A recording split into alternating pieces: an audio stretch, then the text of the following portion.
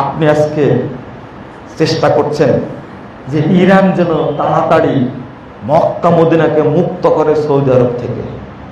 আপনার এই স্বপ্ন কোনোদিন বাস্তবায়িত হবে না ইনশাআল্লাহ, ইনশাআল্লাহ। বরং মুসলিমরা ঐক্যবদ্ধ হবে। আপনারা এখানেই খুতবা শুনেন বছরের পর বছর, কিন্তু ভিতরে খমিনি প্রীতি থেকেই গেছে, ভিতরে রাফেজি প্রীতি থেকেই গেছে। এটাই হলো মজার ব্যাপার। হ্যাঁ, আমার আব্বা একটা উদাহরণ দেন, 20 বছর চৌকিদারি করো, থানা চিনো না। তা আমরা 20 বছর খুতবা দিচ্ছি, এখন মানহাজ পরিষ্কার হয়নি, এইভাবে বলতে হবে। হ্যাঁ, আপনারা নির্ধারণ করে দিবেন যে এতটাই খুতবা শেষ করতে হবে। আমরা টাইম নিয়ে খুতবা দেই না, আমরা মুসল্লিদেরকে খুব আপন মনে করি, খুব আপন মনে করি আপনাদের। এবং বারবার বলি, সবচেয়ে যোগ্য মুসল্লি আমার মোহাম্মদপুর মুসল্লি, এবং তাদেরকে ক্লাস নেওয়ার মতো কথা বলি, তাও কোনো সমস্যা নাই, আলহামদুলিল্লাহ। সব বিষয় বলতে পারে। যে কোনো খুতবা জীবন প্রথম দিন আমি মোহাম্মদপুরে দেই, কারণ এই মুসল্লিদেরকে বোঝানো যাবে, এরপরে অন্য মসজিদে দিয়ে আমি আপনাদের সম্মান করি, তাই। কিন্তু আপনারা ভিতরে ভিতরে কি চমৎকার ধারণা রাখেন, তাই না? এতগুলো বইপত্র পড়ে, বইপত্র নিয়ে এসে শিয়াদের বিরুদ্ধে খুতবা উপস্থাপন করলাম, আর আপনার ভিতরটা জ্বলে পুড়ে ছাই হয়ে গেল, তো বুঝতে পারিনি আমি। আল্লাহ যেন হেদায়েত দান করেন, আমিন। আপনাদের বুঝার আল্লাহ যেন তৌফিক দান করে। আপনি যদি এই মেম্বারটাকে শুধু ফজিলত বর্ণনা করার মেম্বার মনে করেন, এটা শুধু পর্দার ওয়াজ করার মেম্বার মনে করেন, এটা খুতবা দেওয়ার দরকার নাই, ওইটা মনে করেন না আপনারা। আর কোথাও খুতবা দেওয়ার জায়গা নেই। খুতবা দেওয়া শিখাইছেন নজরুল সাহেব, আর আপনি আজকে বলছেন তাদের খুতবা কোনো মুসল্লি শুনে না। আপনি একটা মিথ্যুক, তাদের খুতবার কোনো বিষয় থাকে না, আপনি একটা মিথ্যুক। আপনি কেমনে বলতে পারলেন এটা? আপনার কার উপরে মহব্বত আপনার? এই মসজিদটা যদি যারা সহি আকীদার মানুষ, সালাফে আকীদার মানুষ, তারা যদি সালাত পড়তে না পারে, আমার কোনো যায় আসে? আপনি জানেন শত শত মসজিদ দখল করে নিয়েছে, সেখানে বেদাতীরা সালাত পড়ছে। মোহাম্মদপুর মসজিদে যদি মাজারপুরের দখল করে নাই, শিয়ারা যদি দখল করে নাই, আমাদের কোনো চিন্তাও করি না। তবে দাওয়াত বন্ধ হবে না ইনশাআল্লাহ, এটা মনে করি আমরা। আপনি ওই চিন্তা করলেন কিভাবে? যারা বুঝেন, ডক্টর মুস্তাউদ্দিন সাহেব খুব কড়া কথা বলেন মাঝে মাঝে, আপনার হাতে ঘালে গেল। একটা খবিসকে আপনি বলেন আয়াতুল্লাহ, আমরা বলি আয়াতুশ শয়তান, আপনার হাতে ঘা লাগলো। রাফেজি শিয়া না হয়ে সুন্নি সালাফি মুসলিম হন। আপনার হৃদয় তন্ত্রীতে আঘাত করার জন্য খুতবাটা দেই। আল্লাহ যেন আপনাকে সাহাবীদের মানহাজের উপর মৃত্যু দান করে, এই জন্য খুতবাটা দেই আমরা। আপনার ওই জায়গাতে আঘাত না করলে আপনি তো সোজা হবেন না। আপনি এত গালিগালাজ করেন, আপনি চিন্তা করলেন না? লা হাওলা ওয়ালা কুওয়াতা ইল্লা বিল্লাহ। আমি হতবাক হই। আপনি একটু পড়াশোনা করেন, চিন্তা করেন। আল্লাহ রাব্বুল আলামিন বলছেন, ওয়া কাযালিকা নুওয়াল্লি বা'দাদ যালিমিনা বা'দা বিমা কানু ইয়াকসিবুন।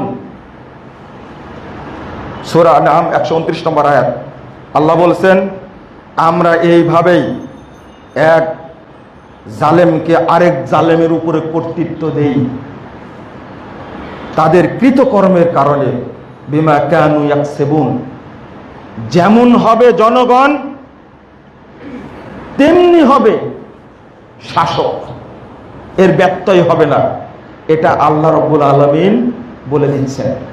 এই আয়াতের ব্যাখ্যায় সাহাবীরা এইভাবেই বলেছেন। আপনি কিভাবে বলতে পারলেন যে সৌদি আলেমরা হলো আমেরিকার দালাল, এরা হলো রিয়াল খোর? আপনার শরম হয় না, লজ্জা হয় না আপনার? এ কথা বলতে পারলেন কিভাবে? আর স্পষ্ট ভাষায় বলছে, আমাকে বলছে একজন মুসলিম বিশ্বের খলিফার বিরুদ্ধে আপনার কথা বলে মেম্বারে দাঁড়িয়ে। মানে খমিনি হলো মুসলিম বিশ্বের খলিফা? হ্যাঁ, খলিফা মনে করেন আপনি, তাই না? ওযু করা লাগবে না, আপনাকে জনসম্মুখে ইমামের সামনে কালেমা শাহাদত না পড়লে আপনি কাফেরই থাকবেন, এতে কোনো সন্দেহ নেই। আপনি কিভাবে বললেন এটা? আল্লাহ রাব্বুল আলামিন, দোয়া করি আপনারাও দোয়া করবেন, আল্লাহ যেন হারামাইনকে হেফাজত করেন। খুব কষ্ট হয়।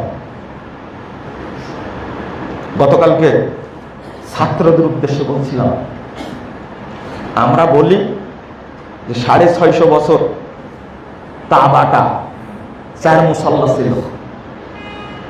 আশ্চর্য হলাম, এই 4 মুসাল্লা হওয়ার পিছনেও জাইদি, ইরানের জাইদি শিয়াদের অবদান ছিল। মানে আগে হলো জাইদি মুসাল্লা তৈরি হয়েছে, তারপরে হানাফি, শাফি, মালিকি, হাম্বলি মুসাল্লা, 5টা মুসাল্লা ছিল। 450 হিজরি থেকে নিয়ে 1343 হিজরি পর্যন্ত 883 বছর এই কাবার চারিদিকে 5টা মুসাল্লা ছিল। ওখানে মুহাম্মদ সাল্লাল্লাহু আলাইহি ওয়াসাল্লামের মুসাল্লা ছিল 893 বছর। আপনি কি ভাবতে পারেন এতদিনের প্রতিষ্ঠিত মুসাল্লাকে ভেঙ্গে মালিক আব্দুল আজিজ রাহিমাহুল্লাহ কত সাহস নিয়ে ভেঙ্গে একমাত্র মুসাল্লা মুহাম্মদুর রাসূলুল্লাহ সাল্লাল্লাহু আলাইহি ওয়াসাল্লামের মুসাল্লা প্রতিষ্ঠা করেছে। আজ পর্যন্ত 107 বছর যাবত মানুষ একই ইমামের পিছনে সালাত আদায় করে। এর পিছনে সবচেয়ে অবদান হলো মুহাম্মদ বিন আব্দুল ওয়াহাবের। আপনি একটু ইতিহাস ঘেটে দেখেন, কই আপনি তো কোনোদিন অবদান রাখেননি যে কি বিশ্বের মুসলিমরা যেন এক ইমামের পিছনে সালাত আদায় করে। আপনি কোথায় ছিলেন তখন? বরং হানাফি নাম দিয়ে আবু হানিফার মুসাল্লা ছিল, শাফির নাম দিয়ে ইমাম শাফির নামে মুসাল্লা ছিল, হাম্বলি নাম দিলে হাম্বলি নাম মুসাল্লা ছিল, মালিকের নাম দিয়ে মালিকি মুসাল্লা ছিল। এই ভেঙ্গে প্রতিষ্ঠা করা অত সহজ? 317 হিজরিতে ইমাম যাহাবী রাহিমাহুল্লাহ সিয়ারু আলামিন নুবালার মধ্যে লেখছেন 25 নম্বর খণ্ডের পৃষ্ঠা নম্বরটা ভুলে গেলাম। তিনি বলছেন যে কত 217 হিজরি, 217 হিজরি, চিন্তা করতে পারছেন? বাহরাইনের এক খবিস, এর নাম হলো আবু তাহের বিন আব্দুল্লাহ সুলাইমান আল জান্নাবি। এই শয়তান বাহরাইনের শাসক ছিল, এই রাফেজি শাসক। সে মক্কা দখল করলো। দখল করার পরে প্রথম যে কাজটা করেছে, মাকামে ইব্রাহিমের কাছে দাঁড়িয়ে প্রকাশ্যে পেশাব করেছে। কাবা ঘরের দরজা ভেঙ্গে চুরমার করে দিয়েছে। এরপরে হাজরে আসওয়াদটা বেড়ে ভেঙ্গে দিয়েছে, ভেঙ্গে নিয়ে চলে গেছে। আজকে যে হাজরে আসওয়াদ আছে এটা পুরো ভাঙ্গা টুকরা, আপনি খেয়াল করবেন, দেখবেন। এরা নিয়েছে 22টা বছর রেখে দিয়েছিল। ওই দিন প্রথম, সেটা ছিল 9 জিলহজ। এই শয়তান 30,000 সৈন্য নিয়ে ঢোকে সেখানে একদিনে। তিনি বলছেন যে, ইমাম যাহাবী বলছেন, সেদিনে এক রাত্রিতে 9 জিলহজে, হজ্জের আগের দিন, যেদিন সব হজ্জের দিন না 9 জিলহজ, হজ্জের দিন রাত্রিতে 30,000 হাজিকে একদিনে হত্যা করেছে। কেউ কেউ বলছেন 40,000 হাজিকে হত্যা করেছে সে।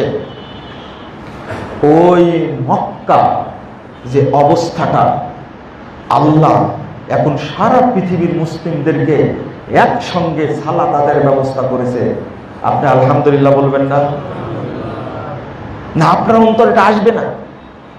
আপনার প্রতি মহব্বত শিয়াদের যদি থাকে তাহলে মহব্বত আসবে না। তারা জানে মানুষ যেমন হবে আল্লাহ শাসকও তেমন দিবেন।